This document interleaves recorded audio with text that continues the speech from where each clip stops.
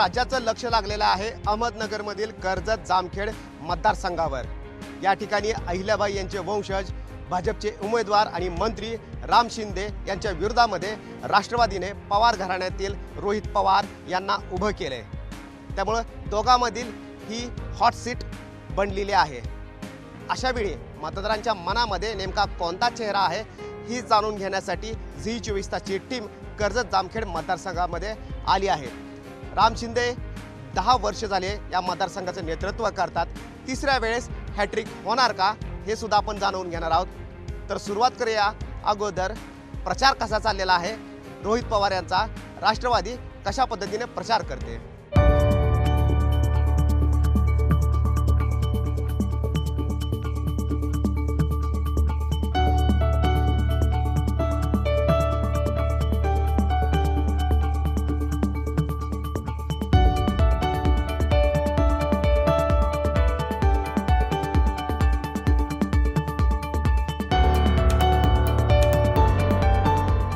राष्ट्रवादीचे उमेदवार रोहित पवार यांचा दिवस लवकर सुरू होतो। 8 वाजता प्रत्येक गावामध्ये भेट असते। आपण आता आहोत कर्जत जवळील राशीन जवळील काळेवाडी या गावामध्ये गर्दी जमलेली आहे।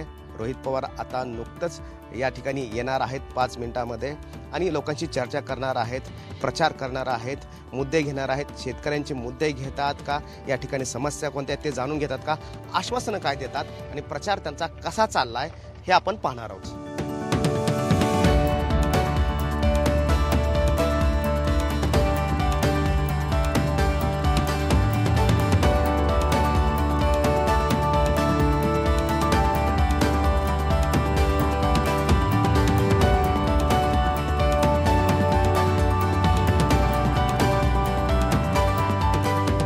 कर्जत जामखेड मतदारसंघामध्ये आपण आहोत। रोहित पवार यांनी सकाळी 8 पासून दौरे सुरू केले। गावांच्या भेटी देत आपण आता जात आहोत। कधी मंदिरामध्ये, तर कधी चौकामध्ये, तर कधी चावडीवर, अशा भेटी रोहित पवार यांच्या सुरू आहेत। त्यांच्याकडून जाणून घेऊयात कर्जत जामखेडचं आव्हान त्यांच्यासाठी कितपत मोठं आहे। रोहितजी, तुमचं झी24 तासमध्ये स्वागत अगोदर। धन्यवाद। रोहितजी, मला सांगा, एका मंत्र्यांच्या विरोधात तुम्ही या ठिकाणी उभा राहिला। राजकारणाचा तसा अनुभव तुम्हाला नवीन आहे। अगोदर बिझनेस, उद्योग आणि त्यानंतर झेडपी सदस्य आणि आता थेट विधानसभा।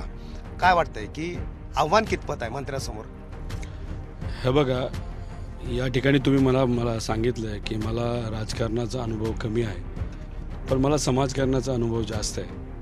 हे इलेक्शन आम्ही टिपिकल राजकारणाच्या पद्धतीने लढतोय असं नाही। या ठिकाणी समाजकारणाचा जास्त आम्ही ताकद या ठिकाणी वापरली। त्याचा अर्थ इथं लोकांचा विश्वास संपादित करणं महत्त्वाचं होतं। लोकांमध्ये जाऊन त्यांच्याशी संवाद साधणं हे महत्त्वाचं होतं आणि हे केल्यामुळे लोकांचा जो ओढा आहे तो राष्ट्रवादी आघाडीकडे मोठ्या प्रमाणात आहे। त्यांचा आमच्या सर्वांवर विश्वास आहे आणि हा विश्वास असल्यामुळेच हे इलेक्शन लोकांनी हातात घेतलं आहे। त्यामुळे राम शिंदे साहेबांच्या विरोधात मी उभा राहिलो याच्यापेक्षा लोकांनीच मोठं आव्हान त्यांच्यासमोर उभं केलंय आणि लोकांनी हे इलेक्शन ताब्यात घेतलंय। पण मला सांगा, प्रचार केला जातोय भाजपकडून तुमच्याबद्दल बाहेरचा उमेदवार म्हणून आणि भूमिपुत्र, स्थानिक आणि बाहेरचा, असा वाद चाललाय का? माझ्यासाठी भूमिपुत्र म्हणजे या राज्यामध्ये राहणारा एक नागरिक, तो या राज्याचा भूमिपुत्र होऊ शकतो। आणि दुसरं, तुम्ही या ठिकाणी वाद करता आणि तुम्ही म्हणता की तुमचे 2 नंबरचे नेते हे चंद्रकांत दादा पाटील आहेत। मग त्यांना खरंच जर भूमिपुत्र फक्त एका जिल्ह्यापुरतं, तालुक्यापुरतं असेल तर मग त्यांनी कोल्हापूरमधून लढायला पाहिजे होतं। त्यांनी का कोथरूडमधून लढायचं? हे बघा, सगळ्यांना हक्क आहे त्या ठिकाणी जाऊन जिथं कुठं लोकांचं प्रेम, विश्वास मिळेल तिथं एक राज्याचा नागरिक म्हणून लढायला। त्यामुळे हा फक्त त्यांच्याकडे एक भावनिक मुद्दा तो करण्याचा प्रयत्न करतात, पण त्याला म्हणावा असा चांगला प्रतिसाद त्यांना मिळत नाही लोकांकडून। सुजय विखे यांनी ज्या प्रकारे पवार विरुद्ध शिंदे अशा वादामध्ये उडी घेतलेली आहे, त्यांचा वाद नेमकं पवार घराण्याशी आहे। हे बघा, सुजयदादांचं इलेक्शन झालंय, ते स्वतः तिथं खासदार झालेत, ते दुसऱ्या पार्टीमध्ये आहेत, ते या ठिकाणी त्यांच्या पार्टीचे मुद्दे मांडत राहतील। फक्त त्यांनी वैयक्तिक बोलू नये। त्या ठिकाणी बोलत असताना त्यांना जर राम शिंदे साहेबांनी केलेल्या कामावर विश्वास असेल तर मग ती कामं या ठिकाणी बोलली तर जास्त लोकांना आवडेल असं मला वाटतं. पण तुम्ही आता एका सभेमध्ये पाण्याचा उल्लेख केला, परंतु भाजप म्हणते की इंदापूर बारामतीनंच पाणी मिळू दिलं नाही. तो काय भाजप काही बोलतंय. आज भाजप बोलत असताना, मुद्दा घेत असताना कुठलाही असा मुद्दा घेतं त्याच्यात कुठेही तथ्य नाही.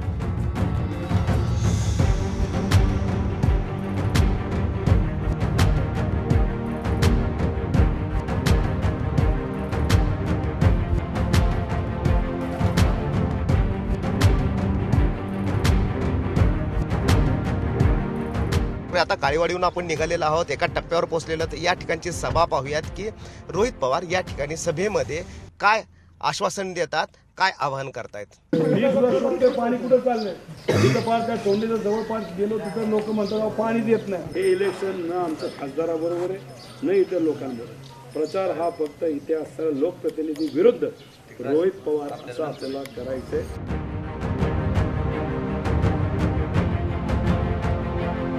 घराघरामध्ये भेटी देत रोहित पवार यांचा दौरा पुढे सुरूच आहे. परंतु महिलांच्या काय समस्या आहेत, दुष्काळी भागातली काय परिस्थिती आहे हे पण जाणून घेणार आहोत. रोहितजी, मला सांगा की गेल्या काही महिन्यापासून तुम्ही या ठिकाणी सक्रिय आहात. ऐकलेलं सुद्धा आहे की दुष्काळामध्ये तुम्ही टँकर पाठवलेले आहेत, परंतु सरकार सक्षम नव्हतं का या ठिकाणी? महिलांचं या ठिकाणी काय म्हणणं आहे? काय झालं, इथं दुष्काळ खूप मोठ्या प्रमाणात पडला आणि जिथं कुठं पाणी येऊ शकतं त्या ठिकाणी नियोजन योग्य नाही झालं. या ठिकाणी पिण्याच्या ज्या काही योजना आहेत त्यासुद्धा ड्राय गेल्या आणि महिलांना प्यायला पाणी नव्हतं, कुटुंबालाच प्यायला पाणी नव्हतं, जनावरांना नव्हतं. त्या ठिकाणी शासनाकडनं धोरणाच्या जे काही धोरण असेल 40 लिटर त्या पद्धतीने पाण्याचे टँकरचं नियोजन केलं गेलं. पण जो कॉन्ट्रॅक्ट एका व्यक्तीने घेतला आहे या अख्ख्या जिल्ह्याचा, त्याच्याकडनं काय झालं मला माहीत नाही. पण अनेक लोकांचं म्हणणं आहे की सगळे टँकर हे फक्त पेपरवर राहिले आणि त्याच्यामध्ये मग टँकरची कमतरता अनेक ठिकाणी जाणू लागली. अनेक लोक आम्हाला बोलायला लागले की पाणी नसेल तर आम्हाला गाव सोडून जावं लागेल. पवार साहेबांबरोबर लोकसभा झाल्यानंतर अनेक ठिकाणी आम्ही फिरलो, सातारा, बीड, त्या ठिकाणी पण अशीच परिस्थिती होती. तिथे असणारे जे आपले राष्ट्रवादीचे नेते त्यांनी सहकार्य केलं, त्या ठिकाणी सुद्धा आम्ही काम केलं टँकरचं. या ठिकाणी मोठ्या प्रमाणात आम्हाला करावं लागलं. दुसरी गोष्ट, या ठिकाणी बचत गट आहेत, पण बचत गट जे आहेत ते फक्त भिशीसारखे चालतात. तिथं एखादं वस्तू ते निर्माण करून ती विकणं हे या इथं असणाऱ्या महिलांना, माता भगिनींना माहीत नाही. उद्या आपल्याला बचत गटांना ताकद द्यावी लागेल. पण तुम्ही विकासाचं बोलताय, पण दुसरीकडे जातीय समीकरणाचा मुद्दा चालू आहे. एकीकडे तुम्ही असल्यामुळं मराठा उमेदवार म्हणून पाहिलं जाते, तर दुसरीकडे वंजारी आणि धनगर एकत्र होत आहेत का, अशा प्रकारे सुद्धा राजकीय खेळी चाललेल्या आहेत. काय म्हणाल तुम्ही? नाही, राजकीय खेळी चालली हे बरोबर आहे, पण लोक या जातीय समीकरणाला या मतदारसंघामध्ये पाठिंबा देत आहेत का? अजिबात नाही. विकासाचा सार रोहित पवार म्हणून अशा प्रकारच्या घोषणा पण चाललेल्या आहेत. परंतु या मार्गावर, तो विकासाचा मार्ग असू द्या किंवा तो तुमचा मतदारसंघाचा मार्ग असू द्या, रोहित पवार एकटेच आहेत का? त्यांच्या कुटुंबातून कोण कोण या ठिकाणी प्रचार करते का, येणार आहेत का? नाही, आता माझ्या कुटुंबातून एकतर दादांची मोठी सभा झाली, पवार साहेबांची सभा झाली. उद्याच्या काळामध्ये दादांच्या 2 सभा, साहेबांची 1 सभा आहे. सुप्रियाताई पण त्या ठिकाणी येतील. आणि जे राजकीय क्षेत्रामध्ये नाही आहे, जसे माझे आई वडील, माझे काका काकी, हे सर्वजण त्यांच्या परीने आत्ता प्रचारामध्ये आहेत. आईला वाटत असतं की मुलांना कोणत्या क्षेत्रामध्ये पुढे जावं. उद्योगामध्ये तुम्ही चांगलं काम केले, तो राजकारणामध्ये आल्यानंतर आणि जेव्हा तुम्ही विधानसभा लढत आहेत तेव्हा आईशी चर्चा केली का? आई काय म्हणलं? पाठबळ मिळालं का आईकडून? आई कुठल्या क्षेत्रामध्ये काम कर असं सांगण्यापेक्षा ती मला सातत्याने लहानपणीपासून एवढंच तिने सांगितलं आहे की जे काय करणार आहे ते मनापासून कर, जे काय करायचं ते सर्वसामान्य लोकांसाठी कर आणि कुठल्याही परिस्थितीमध्ये फक्त खोटी आश्वासनं, नाटक करू नको. ग्रह कसा असेल, मी पारच्या प्रचारामध्ये होतो, अजितदादा माझ्या प्रचारामध्ये आहेत. अजितदादाची प्रचाराची पार्थ येणार आहे का प्रचाराला? येईल ना, तो पुढच्या काळामध्ये येईलच. आता तो पिंपरी चिंचवड ज्या परिसरामध्ये तो लोकसभेसाठी उभा होता त्या ठिकाणी थोडासा त्याच्यावर अन्याय झाला, पण तरीसुद्धा आज त्या ठिकाणी तो फिरत असतो. अजितदादांच्या प्रचारामध्ये आज त्या ठिकाणी आहे आणि इथं तो जेव्हा पुढच्या काळामध्ये वेळ मिळेल त्या पद्धतीने या ठिकाणी तो येईल. कुठलाही कला वगैरे नाही. उलट तो शब्द बोलता बोलता सुद्धा आम्हाला कधी बोलता येत नाही असा तो शब्द आहे. काय विजन आहे कर्जत जामखेडबद्दल तुमच्या डोक्यामध्ये? कर्जत जामखेडचं वेगळं मॉडेल आपल्याला निर्माण करावं लागेल. याच्यामध्ये आपल्याला फार छोट्या छोट्या गोष्टी पण महत्त्वाच्या गोष्टी, त्याच्यामध्ये आरोग्यावर काम करावं लागेल. हक्काचं एकदा पाणी आलं तर इथं कृषी क्षेत्रामध्ये फार मोठ्या प्रमाणात बदल होईल. हा बदल झाल्यानंतर फळबागा नाही तर ग्रीन हाऊसेस याच्याकडे कुठेतरी शेतकऱ्यांना वळवावं लागेल. युवकांना या ठिकाणी छोट्या मोठ्या इंडस्ट्रीज आणाव्या लागतील ज्याच्यातून त्यांना हाताला काम मिळेल. आणि जेव्हा पाणी येईल, जेव्हा पाण्यातून शेती चांगली केली जाईल तर ग्रामीण अर्थकारण हे चांगल्या पद्धतीने या ठिकाणी बदलेल. आणि ते बदलल्यानंतर इथं छोटे मोठे व्यावसायिकांना त्याचा फायदा होईल, व्यापाऱ्यांना त्याचा फायदा होईल, असंघटित क्षेत्राला त्याचा फायदा होईल. अजून शिक्षणावर मोठ्या प्रमाणात काम करावं लागेल. या ठिकाणी अनेक मुलं पुण्यासारख्या, नगरसारख्या, बारामतीसारख्या ठिकाणी शिक्षणासाठी जातात. या ठिकाणी त्यांना हक्काचं शिक्षण मिळत नाही. जिल्हा परिषद शाळा असू द्या नाही तर इतरही काही ज्या शाळा आहेत त्या ठिकाणी लोकप्रतिनिधीकडनं इथं दुर्लक्ष केलं जातं. काही त्या ठिकाणी सेवा, वेगळी अशी सेवा दिली जात नाही. ट्रेनिंग आपल्याला शिक्षकांचं चांगलं करून पार अंगणवाडीपासून आपल्याला काम करावं लागेल.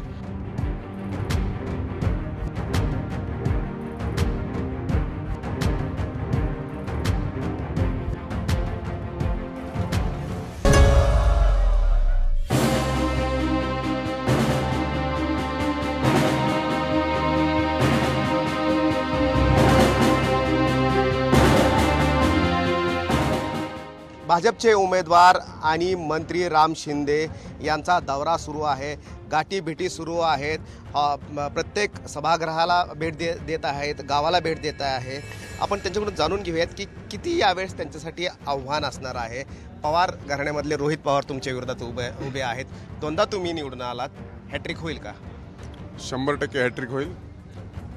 खूप मोठ्या लोकांचा, मतदारसंघातील लोकांचा प्रतिसाद मिळत असताना दिसतोय. गेल्या 5-10 वर्षामध्ये जो माझा जनतेशी व्यवहार झाला, जो प्रचंड कामाचा डोंगर उभा केला आपण, राज्याच्या केंद्राच्या माध्यमातून अनेक योजना आणलेल्या आपण इथं आहेत. त्यामुळं मला वाटत होतं की निश्चित स्वरूपामध्ये एक धनाढ्य शक्ती आल्याच्या नंतर काय होणार. आणि म्हणून मी फॉर्म भरण्याच्या दिवशी लोकांना आव्हान केलं. एवढ्या मोठ्या संख्येने लोक फॉर्म भरण्याच्या दिवशी आलेले आणि निश्चित स्वरूपामध्ये जनतेचा प्रतिसाद मला त्या दिवशी जाणवला. आणि येणाऱ्या निवडणुकीमध्ये निश्चित स्वरूपामध्ये जे मी काम केलं, जे मी जनतेशी वागलो, जे माझ्या संदर्भामध्ये जनतेच्या मनामध्ये जे काही आदर आहे, जी काही त्यांच्या मनामध्ये माझ्या संदर्भामध्ये जी आपुलकी आहे, आपलेपणाची जी भावना आहे, ती निश्चित स्वरूपामध्ये या निवडणुकीमध्ये मला यश देऊन जाईल. अच्छा, शरद पवार या ठिकाणी आले होते. आणखीन जेव्हा प्रचार सुरू होईल तेव्हा सर्व दिग्गज या ठिकाणी येणार आहेत, पवार घराणं पण येणार आहे. काय वाटतं की या मतदारसंघावर लक्ष काय एवढं? नाही, प्रश्न असा आहे की या मतदारसंघासाठी त्यांचं कुटुंब गेली 5-50 वर्ष राजकारणामध्ये आहे. खूप मोठी मोठी पदं त्यांनी स्वीकारली, परंतु कुठलंही एखादं काम त्यांच्या वतीने सांगायला त्यांच्याकडे आहे असं या कर्जत जामखेडमध्ये एक सुद्धा काम त्यांनी केलेलं नाही. किंबहुना अनेक कामं अडवली असं त्यांच्या नावावरती रेकॉर्ड आहे. कोणती कामं अडवली?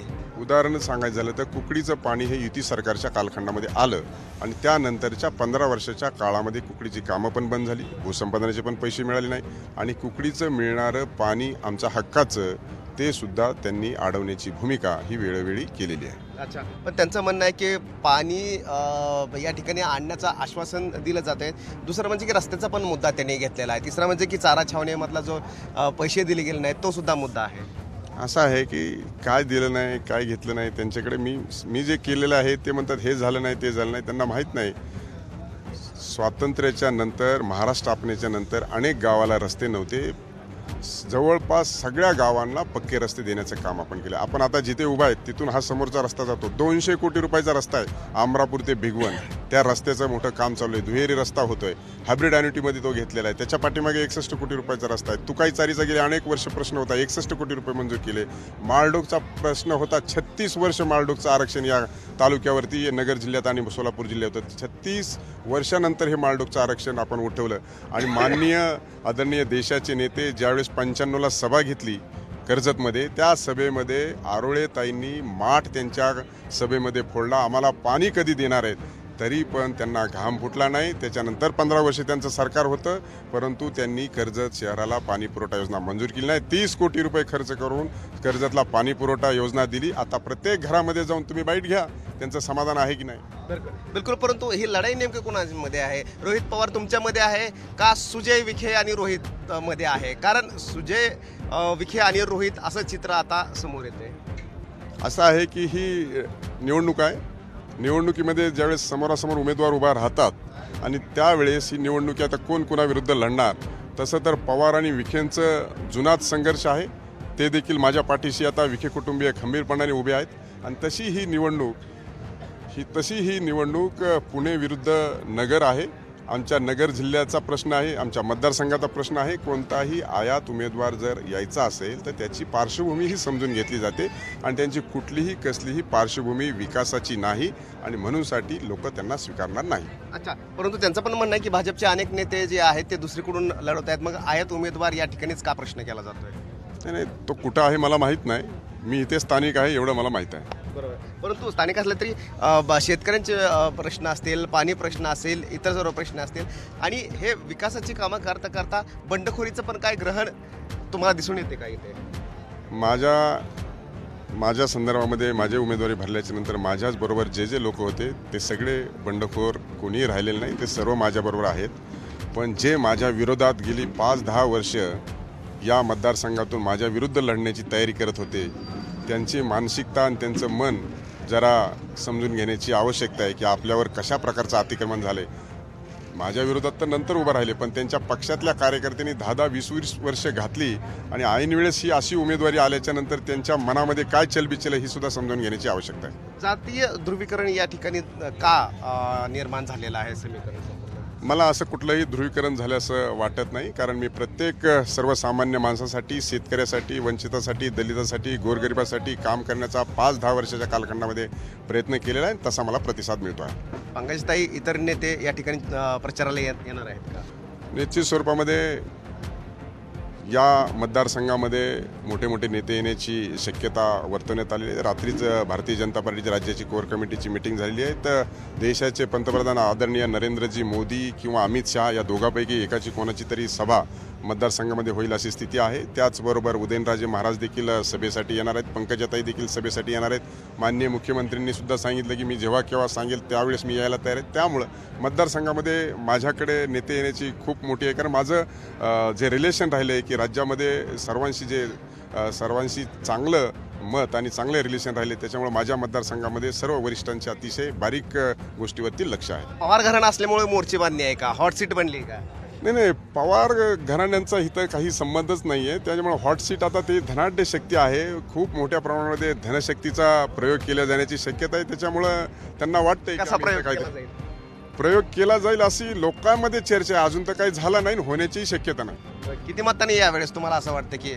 मी गेल्या वेळेस जेवढ्या मतांनी आलो त्याच्यापेक्षा किमान 10,000 मतांनी जास्त निवडून येईल. बिलकुल आत्मविश्वास तर आहे राम शिंदे यांचा. आणि राम शिंदे यांच्यासोबत आपण त्यांच्या प्रचारामध्ये पण जाणार आहोत. जनतेचा कसा त्यांना पाठिंबा मिळतोय, महिलांचे काय प्रश्न आहेत, शेतकऱ्यांचे काय मुद्दे आहेत का, आणि ते कशा प्रकारे प्रतिसाद देत आहे ते पण पाहावं लागणार आहे.